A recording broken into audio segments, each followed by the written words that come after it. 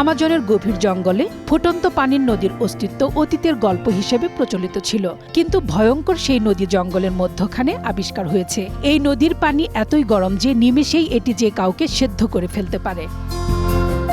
2011 সালে ভূবিজ্ঞানী আন্দ্রো রোজো নদীটির সন্ধান পান পেরুর মাইনতোয়াকো অঞ্চলে। তিনি নদীটি সম্পর্কে প্রথম শুনেছিলেন তার পিতামহের কাছ থেকে। তারপর আরও কয়েকজনের কাছে নদীর গল্পটি শুনে তিনি পাড়ি জমান আমাজনের উদ্দেশ্যে।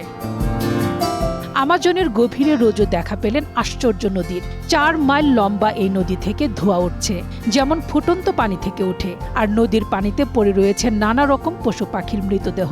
জল খাওয়ার আশায় নদীতে নেমে তারা আর ফিরে যেতে পারেনি। নদীতে হাত দিতেই রোজো টের পেয়ে যায় জলের উষ্ণতা।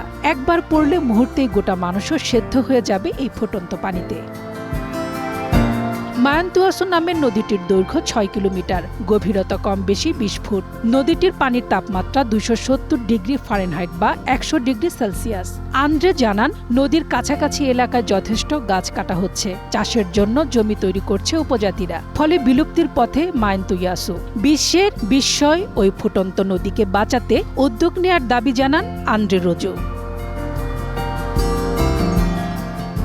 মোর্শেদা খান লিপি, গ্রিন নিউজ ডেস্ক।